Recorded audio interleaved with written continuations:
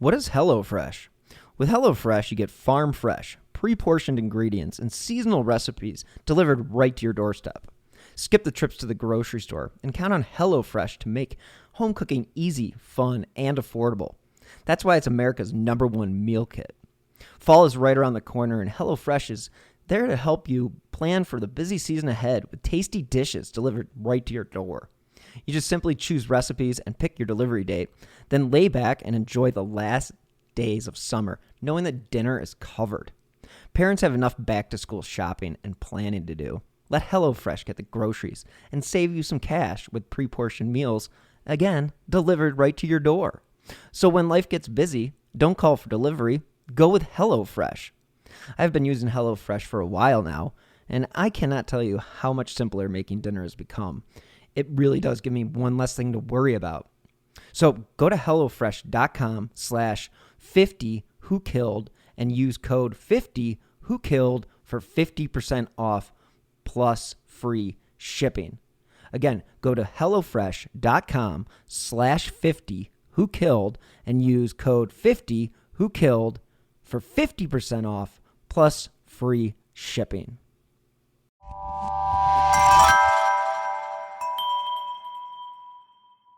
Slow Burn Media and Evergreen Podcast presents Who Killed, a podcast that provides a voice for the voiceless. It was 50 years ago today that a 15-year-old girl from Littleton was last seen alive. And now, 5 decades later, investigators still don't know who it was that killed Marilee Burt. She was walking home from a basketball game at Goddard Junior High School when she disappeared. Her naked body found the next day under a bridge in Deer Creek Canyon. Someone had sexually assaulted and strangled her. Investigators never found her cheerleading uniform or the books or purse that she had with her.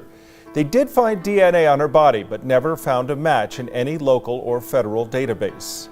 The Arapahoe County Sheriff's Office still is actively investigating this case. 50 years later, they say they still get tips about Burt's death every few years. They want to make it known, though, they're still asking for any information. Call Crime Stoppers. You can do so at the number on your screen. Hello and welcome to this week's episode of Who Killed?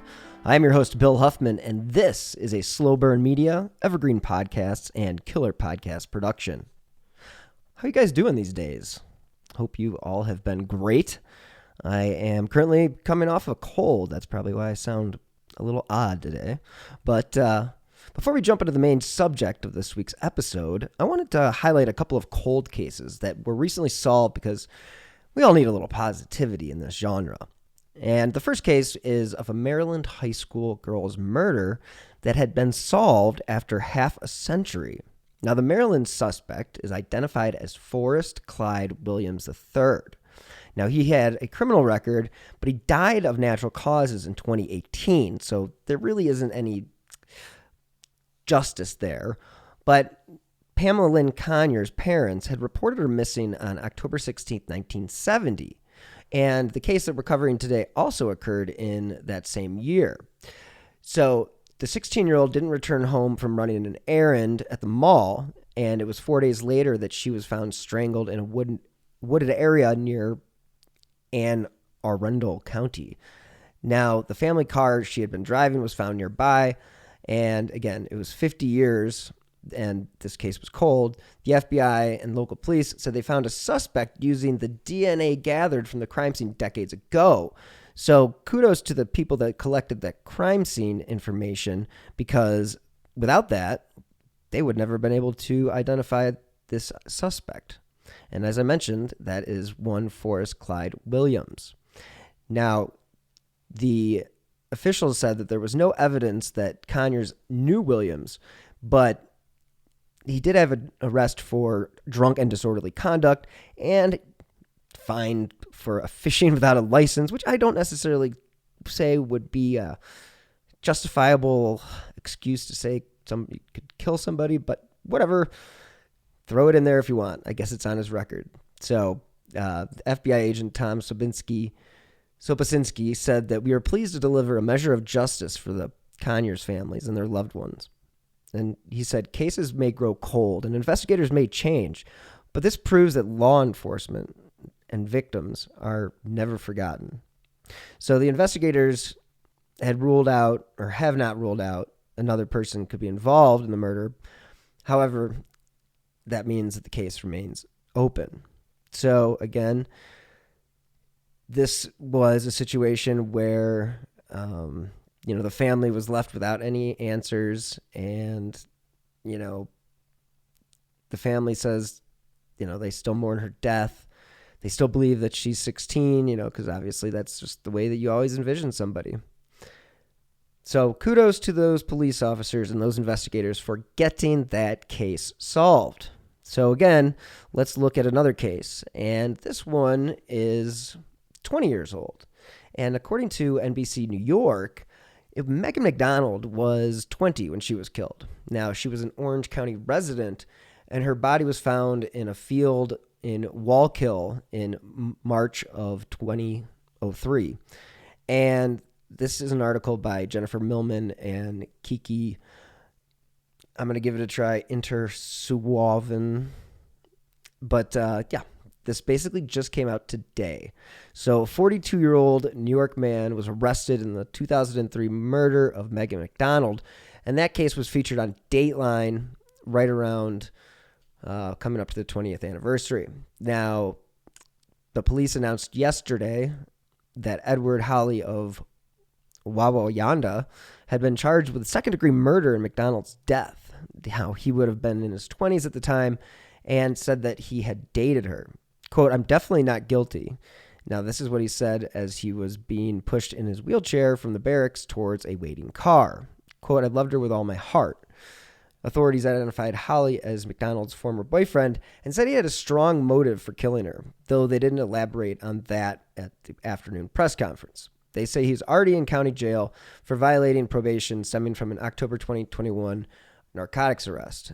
And that's when now he's charged with McDonald's case.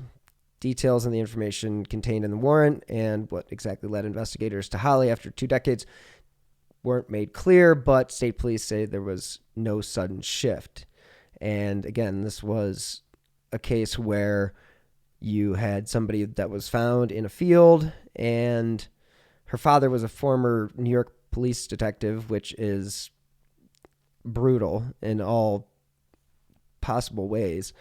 And he had actually died before she had gone missing. So that would have been an extremely traumatic thing. And that was something that I think drove a lot of these investigators. And again, the McDonald's family had just started to worry when they didn't hear from her, and she didn't show up for work on the 14th of March, 2003.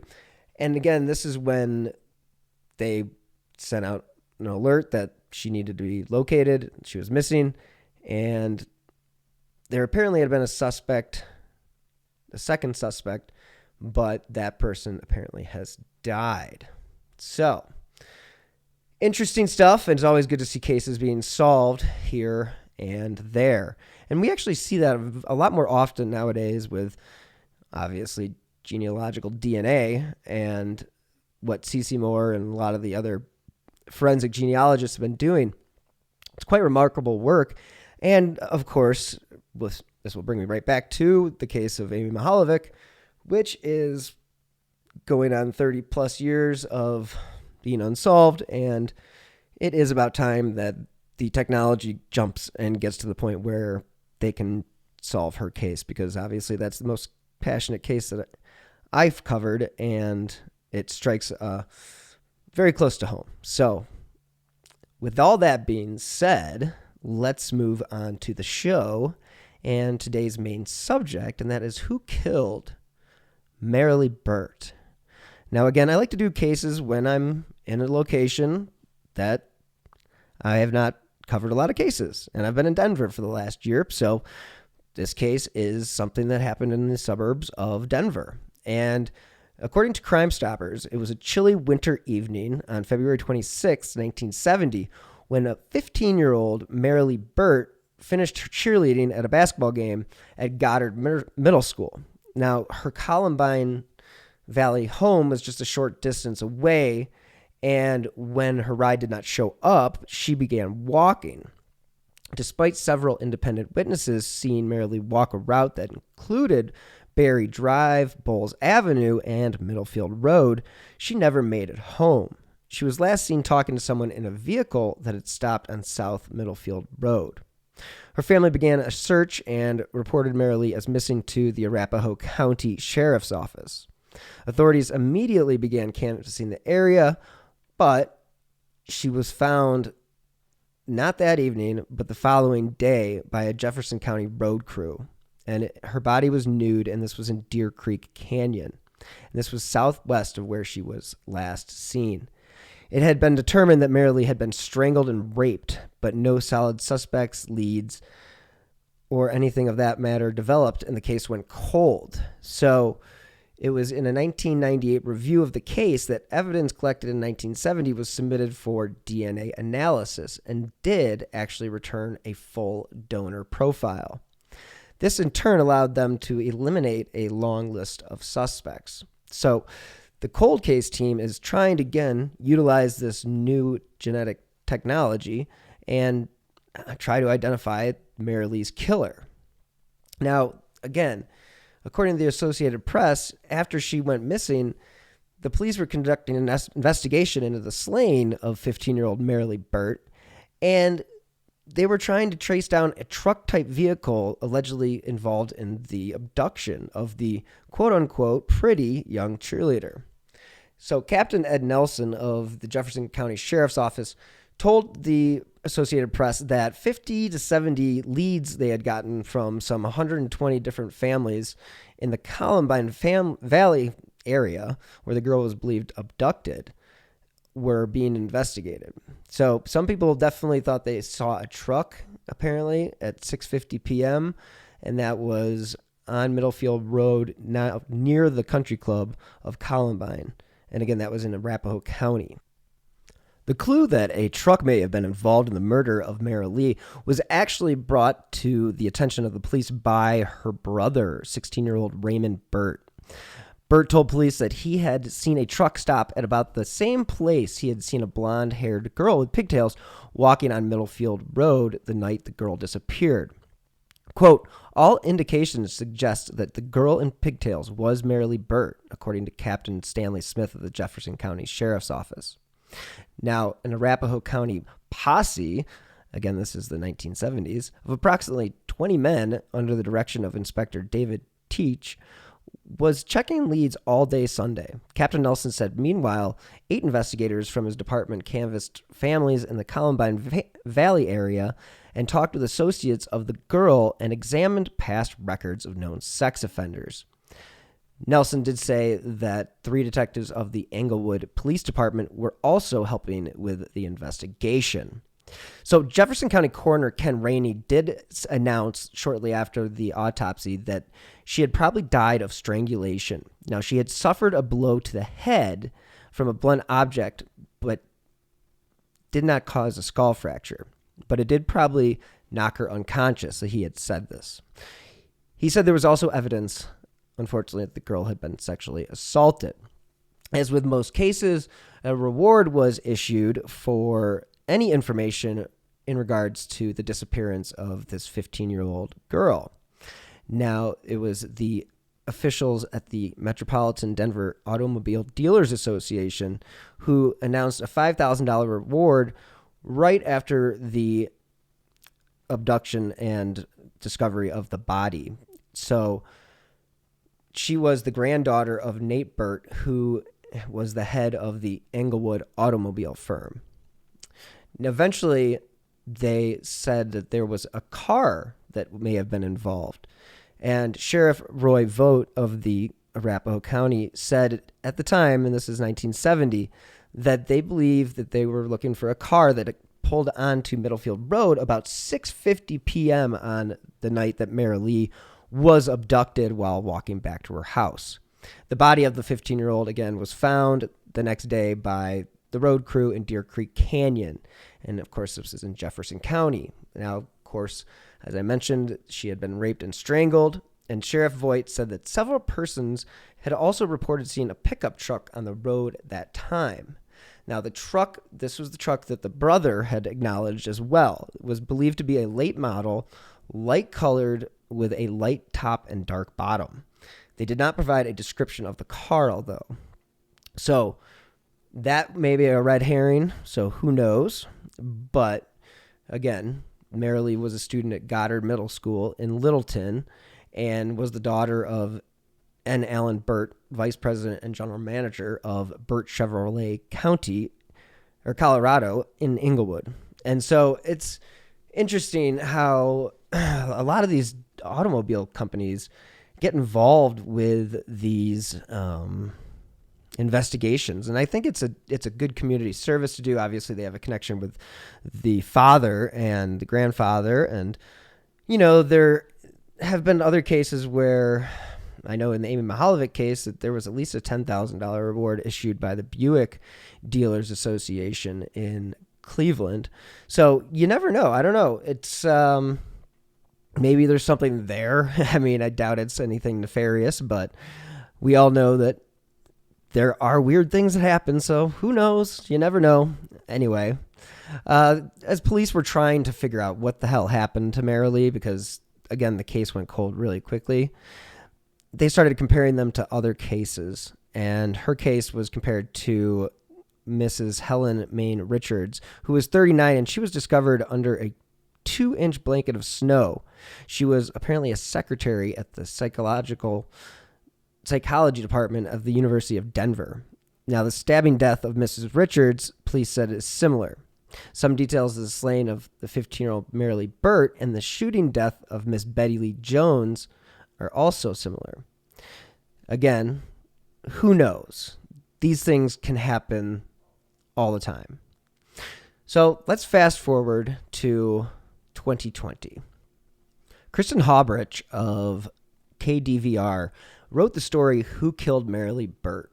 And it goes to say, this is a question that has puzzled detectives for decades. The teenage cheerleader was brutally killed half a century ago, and there are still no arrests in her case. Arapahoe County Sheriff's Office said recent tips have come in that have now made Burt's death a top priority for the cold case unit. She was so vibrant, so full of energy, said Marin Burt, Marilee's niece. It was the night of February 26, 1970, when 15-year-old Marilee Burt was a cheerleader and performed at the basketball game at Goddard Junior High. After the game, she walked toward her home in Columbine Valley. Quote, she had her little Goddard cheerleader uniform on and her hair in pigtails and started to walk home, Marin said. The family said Marilee's brother, Raymond, happened to be driving home around that time and saw a girl with pigtails. But they said he didn't recognize the girl because it was dark and it was just figured that it wouldn't be his sister walking home. And that is me going off script, obviously, there. Quote, I believe my dad had been further up and had seen Marilee in his rearview mirror, and he'd seen her stop to talk to a person in the vehicle. But it was far away, and he didn't realize if it was her or not. And that was according to Marin. Quote, she turned to speak with the person in the vehicle, which in theory, we have always said we think it was someone she had known. So, as we all know, the body was found the following day, but of course her killer has never been found. Marilee's parents, unfortunately, died without knowing whatever happened to their daughter. And again, this is one of those situations where you see a family struggle with 50 years of unknowing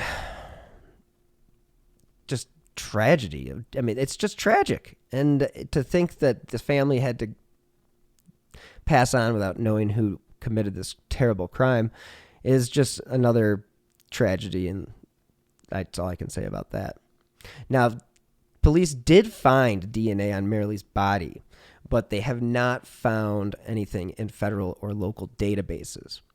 So again, let's say good job to the police for collecting that stuff and having saved it, because if they didn't, then we wouldn't at least have a profile. And again, with that profile, they were able to eliminate so many different suspects. And even though he's not in the system, with the way that genealogical DNA works and ancestry DNA, all that other stuff, it'll be very interesting to see if this case does not fall into that category that one CC Moore would eventually solve, because I could see it happening definitely in this case. So I don't know. I'm left to sit here and ponder that the case is still cold. The tips are still coming in. And according to the Metro Denver Crime Stoppers, they've actually increased the reward to $30,000. And according to the the president of the Metro Denver Crime Stoppers board, that would be Michael Mills, he said, quote, "This is not a cold case by any means. Every year we receive several tips on this case, and we're hoping with the generosity of the anonymous donors that we will finally be able to identify who perpetrated this horrific crime against Marilee." So, with that being said, this case is really, really, really cold. So, it is important to highlight cases like this because even though they're short, there's not a lot of information out there. A lot of the stuff came from newspapers.com. I know KDVR did a great story on this. 9 News did a story. I referenced many of them throughout this episode. And the families of these victims, the cases from the beginning of the show to the case that we just discussed, are, again, they're victims, and they're like perpetual victims when there are no answers. So the fact that there are still people working on this case, I think that should help a little bit. But to be honest, there is never going to be a solution to this problem when cases just don't have the evidence to work with. I know that they have DNA, but if nobody has committed a crime, who's to say this person's even alive? And like we talked about in the first case, that person died in 2018. So we could easily be talking about somebody who's already passed on, but it would still be nice to find justice. And again, let's just be real. And everybody wants to see justice for these families, and whether or not it will provide closure, that's a whole nother topic. And I won't even go there because I couldn't even relate. And I believe that for these families, it's important to keep these stories out in the news. Marilee's story is scary as all hell, because if you were 15 and you were walking home and you were abducted, I mean, my gosh, clearly that would be the worst thing ever, but it is every parent's worst nightmare, every child's worst nightmare, to have a truck or a car creep up on you as you're walking home and you're completely vulnerable. This little girl was in her cheerleading outfit. 1970 serial killer era, it was the middle of it because the interstates were built. People could drive around. There were so many things that just made things more, I guess, easy to commit. And the fact that there wasn't the technology that we have today when it comes to DNA, that people were able to get away with crimes a lot easier. I don't think that that's necessarily a deterrent today, but it is something that's interesting to look back upon because sure, they had fingerprints back then, they had blood typing, but that was really it. Maybe a little bit of hair analysis, and then they did that all junk science, with the bite mark analysis. That's been debated in court, and people don't necessarily believe all that stuff, and nor should they, because we've seen situations where fingerprints can be doctored. We've seen situations where, hell, a twin has been arrested and put in prison for committing a crime because their DNA is, it's just one of those wild things that we can figure out this stuff now. And 20 years ago, 30 years ago, that stuff wasn't even on the table. Maybe it was 30 years ago, but again, I think the first case was like 86. They used DNA. So it's still pretty new. They're still really getting that science down. Thank you to people like Cece for continuing to do the work that all these people do, Parabon Nanolabs, and all the different databases out there, basically, is what I'm trying to get at. And so I think it's very cool that they continue to do the work, and the technology only gets better and better, and we will continue to see more and more cases solved as these cases get reviewed. Because remember, we don't have a bunch of people sitting around reviewing these cold cases. Now there are 250,000 unsolved homicides, and we could probably use a lot of help in doing so.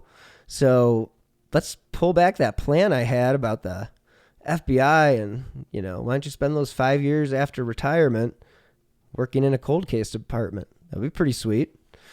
So that's just my suggestion. And that's pretty much all I've got for you this week.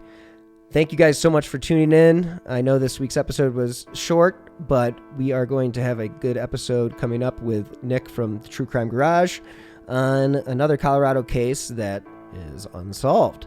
So if you guys are interested in donating to the show, you can do so by going on Venmo and using my username @WhoKilled.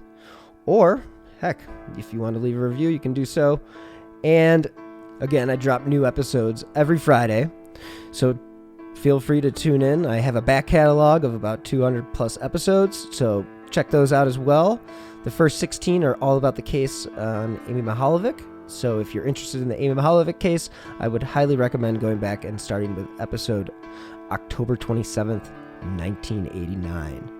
And again, that will get you going on this podcast. And thank you guys so much for tuning in, as always. And if you guys want to send me any feedback, please do. But follow me on Twitter at BillHuffman3. And again, thank you so much for listening. Until next week, as always, stay healthy and be safe.